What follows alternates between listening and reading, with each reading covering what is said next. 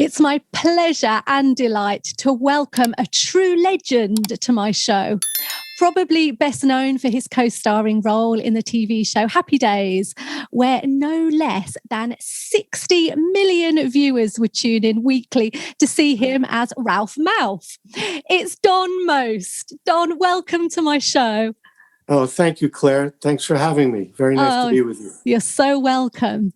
Now, you've had an incredible career and you've got so many creative talents, you know, with the acting and the directing and, of course, this wonderful music that you're releasing, which we'll talk about very soon. But let's just start with Happy Days. It was so long ago now, wasn't it? Yet it's still so well known. People remember it or they pass it on down the generations. And, you know, it was a real feel-good factor, that whole series, you know, well, the seasons, shall we say, and it's remembered really fondly. Amazing theme tune. Why do you think that show was so magical? That's a good question. I mean, at the time, in the 70s when we were doing it, it was sort of a good escape and nostalgia because things were getting pretty turbulent, and it was like a look back at a simpler time of the 50s, and that nostalgia really, the timing was good for it. Now, in terms of the longevity that it keeps going on, as you mentioned, through generations, I think it was a combination of factors. I think we had an amazing cast where the people just had great chemistry and we got along so well, so we were like a family. It did seem like that, you know, playing a family and friends and all. It did look like that chemistry was there. So were you just great friends as well off screen? We were. We became great friends and like a family. And not only the cast, but some of the key people behind the camera, like our director, Jerry Paris, who was like a mentor and an uncle for me and the rest. And Gary Marshall, who was our executive producer, was a great mentor. So the combination of that, those two things, and the fact that it was a very talented cast, you Absolutely. know, and they worked. Everyone had a good work ethic. We worked very hard to make it look like it was easy. Yeah, well, the best people do, don't they? They just make it look so easy. And you, of course, had this comic role, didn't you? Now, was that specifically written for you? It kind of was. I was originally auditioning for the role of Potsy, and went through several auditions and a screen test. And then my agent called and said, you know, you didn't get the role of Potsy, but they loved your screen test so much they want to create a role for you. And there's a small part in the pilot episode, and they'll make that a regular, one of the regular characters.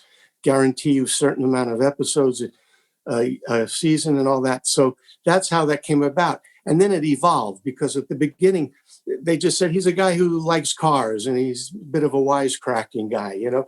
And then from there, it just sort of evolved between what I was doing and what the writers picked up and what Jerry, director, and Gary felt. So it was if you watch the show from the beginning, you'll see it was a real evolution to the character. So it just looks like you're having so much fun. Oh, yeah. We did. I mean, because we loved working. I loved working with these people and the scripts were so good. So we did have a lot of fun. But we also, like I said, we took it seriously, but it was a perfect combination of those two.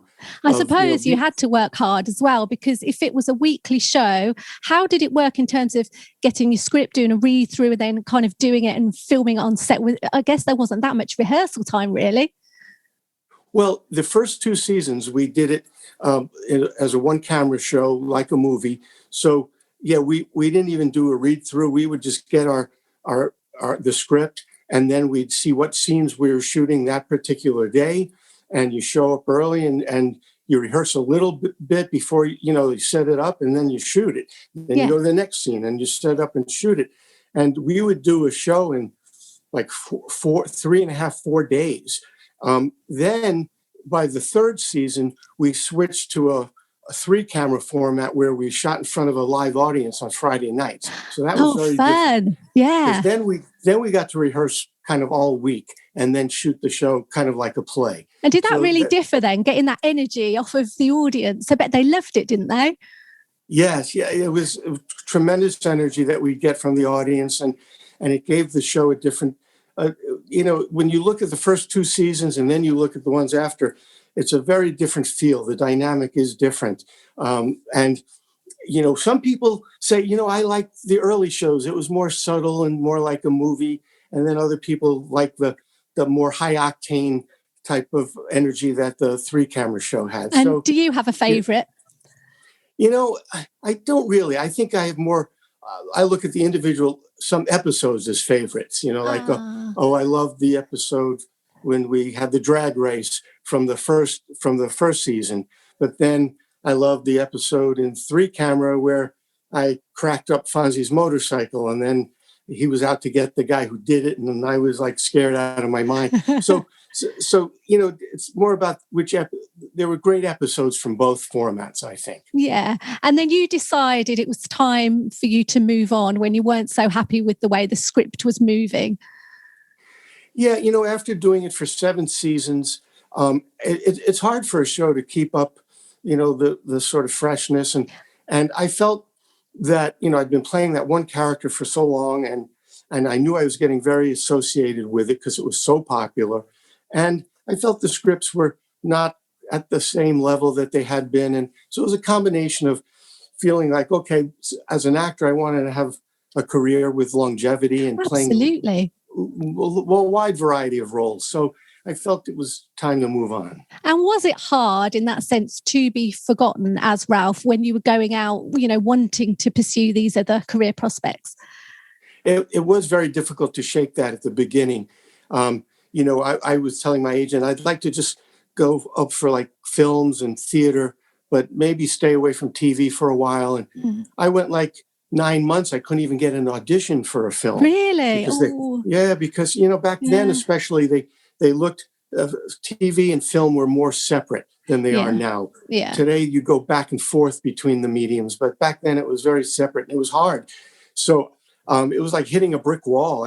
So I finally said, you know what? Okay, I'll do some television and start pecking away at getting different kinds of roles. It was tricky at the beginning, but I kept doing it and slowly started breaking down that barrier. And people were forgetting the old and seeing you as being able to do all these other things too. And I suppose it's like you were saying as well about TV and film, and it's become very diluted now, hasn't it? And there's so many different platforms. It's fantastic. There's so much out there. But back in the day, with that TV show, everybody was watching it, weren't they? Yes, there was only, 3 big networks and a few small local channels, but there was no cable and there was no internet.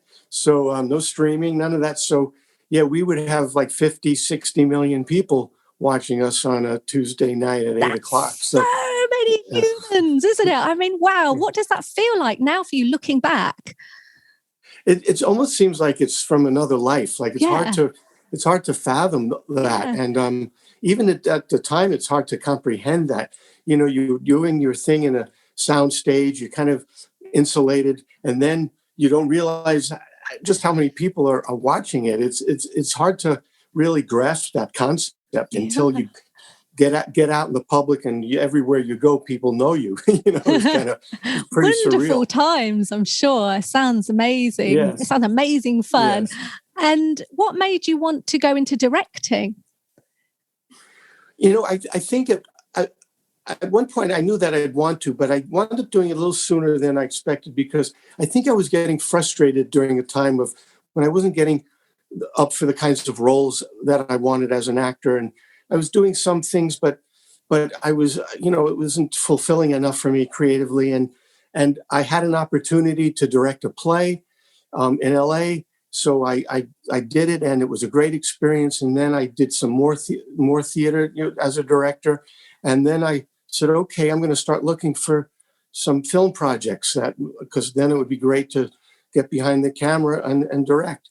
So I was lucky. I found a great script and a producer who had a lot of experience that liked it too. And together with him on board, we were able to raise the money. And then I got my first film off the ground as a director. It was called The Last Best Sunday, a very dramatic film, but I loved the script, and it did really well. And then I've done two more since then, two other independent films. Because And didn't you hopefully win? some more.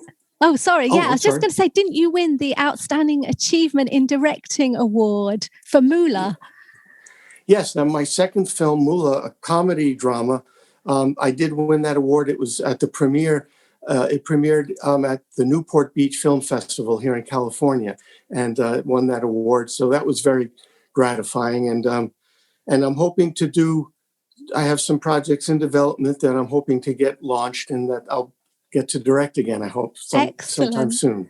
Yeah. Wow. So all this great directing work and experience doing that, and all these talents you have, because you also do all this fantastic singing, don't you, with this big band style, this Rat Pack kind of swing stuff.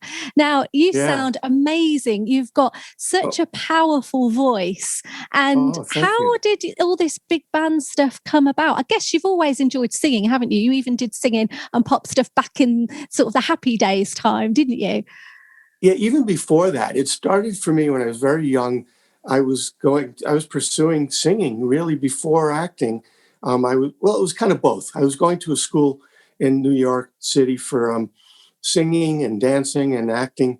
And then I wound up getting picked to be part of a nightclub review that performed in clubs up the Catskill Mountains, was a resort area upstate New York.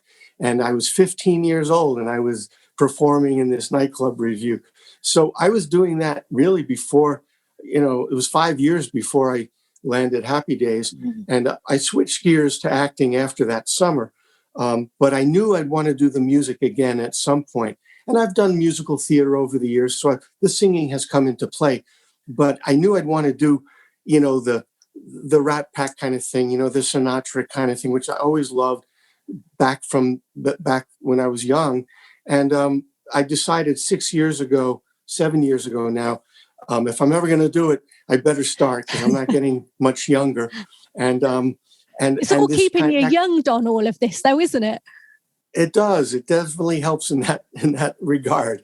And I knew that this music was also has come back, because in the 70s, when I was on Happy Days, this music was looked upon as passé.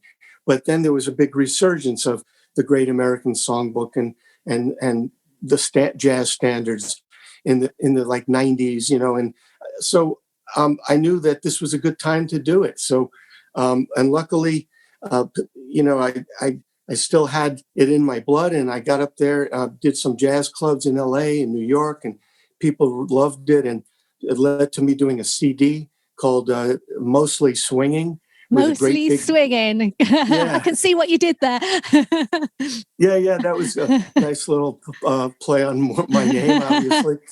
And so with a great big band, and I had a blast, and people, responded to it very enthusiastically. And now I'm doing another CD with a little different style, still some of the jazz standards, but we're mixing it in with some songs from the 60s and 70s that are like, from what we call classic rock and R&B and all that kind of stuff.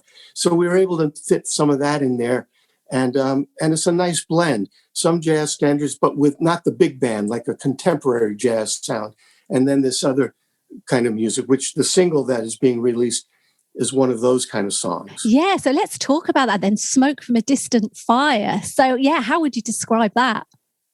Well, when we were looking at songs from the 60s and 70s, I was going through like some of my old playlists, and I came upon that song, and I always loved it. It was a hit in 1977 for a group called the Sanford Townsend Band, and I always loved it. It was pretty up-tempo, and it almost had a swing feel with rock.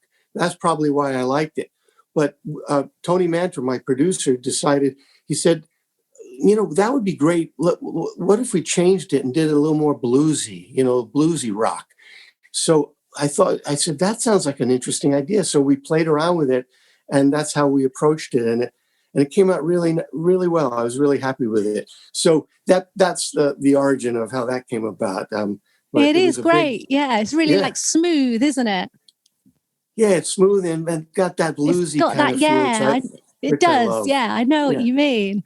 Fantastic stuff. Yeah. And what does it feel like when you play with this big band behind you? Oh gosh, it's such a high. I love it so much. As a matter of fact, I'm doing a show tomorrow night here in Southern California at a jazz festival, and I'm going to have the big band with me again. I saw that. Yeah. I can't wait. It's such a rush getting up when you get great musicians and great arrangements that swing and really cook, and then these great songs. It's I feel like, I don't know, like you get on a wave and you're just riding this wave. Yeah, of joy. Yeah, absolutely. That's wonderful. So have you got much more booked in then now? It's been tricky, hasn't it, all these COVID times, but it seems to me that more stuff's happening now. Yeah, it's starting to open up now. And this is my first time performing again in over a year, almost a year and a half. Woohoo! So I'm excited, but I don't have a lot lined up yet because it's all, things haven't really completely opened up yet. Yeah. And the live performances was like one of the last things that can be opened up. Yeah. So I'm hoping now it'll start coming in, like the floodgates will open, I hope. Oh, I think they will for sure. Do you have a favorite? If I said pick one, singing, directing, acting, could you pick one? I can't, people ask me that, and it's like a total conundrum for me. I can't pick one. I would probably, the directing I just haven't done as much, and I really enjoyed it, but it would probably be more the singing and the acting, although I still hope to do some directing. But the singing and the acting is more visceral, because it's like a ball player who's in the game, as opposed to the manager who's controlling things. So I like the visceral aspect, being up at bat. You're right in the thick of it there. Well, what about musical theatre then? Yeah, I've done some musical theater and I enjoy that. And I could see doing more of that down the road. I hope to do more. You could write something, couldn't you? You could write something specifically to suit you or or a character, maybe. Maybe. I'm not really a writer. I'm good with working with writers. So maybe if it was a collaboration. That could happen. Or maybe it might happen because we haven't seen that yet from you. And you talked about doing, with your early training, doing dance as well, didn't you? So maybe you'd be doing some dance moves as well. Or maybe do you do dancing? Do you do ballroom dancing or anything like a bit of Strictly Come Dancing? The dancing was never one of my strong fortes. That was sort of like I was obligated to take those classes. So it's not a strong suit for me. But, I could get by, with the right choreographer and enough rehearsal time, I could probably get by. Of course you could. There's nothing you can't do. And it looks like you have an amazing life. On your Facebook page, it's filled with ceremonies and big gigs and great films and awards that you've got and amazing holidays. What a wonderful life that you have, Don. Oh, thank you. Yeah, I'm very fortunate and I'm so glad, very grateful lately. I've been doing some really interesting films and all different kinds of roles. I'm getting ready I leave in a few days to go on location to shoot another movie. And I have one out now called Lost Heart on Amazon Prime, where it's a very different role for me. I play a pastor. It's a lovely film. So, and MBF, where I play an attorney, defense attorney, is also on Amazon Prime. So I'm really excited about, I think as I'm getting older, even more roles are becoming available to me because there's more separation from Happy Days. Of course, yeah. So and you seriously work hard. You're a hard-working guy in the industry, aren't you? With all these things happening. Yeah, I enjoy it. I love it. I love the kind of work. So I hope to just keep doing it. Keep going. You can tell. Well, you really will. Absolutely. Well, gosh, it's been such a joy to meet you and to chat with you today. Thank you, Clare, so much. And gosh, all the very best with Smoke from a Distant Fire. It's a fantastic single, and with everything else that you've got coming on in all different platforms. Thank you, Claire. It was a pleasure talking with you. You Thanks certainly again. made the most of your life and you give your fans the most. And as Ralph Malph would say, you still got it. I still got it. Thank you so much. Thank you again, Claire.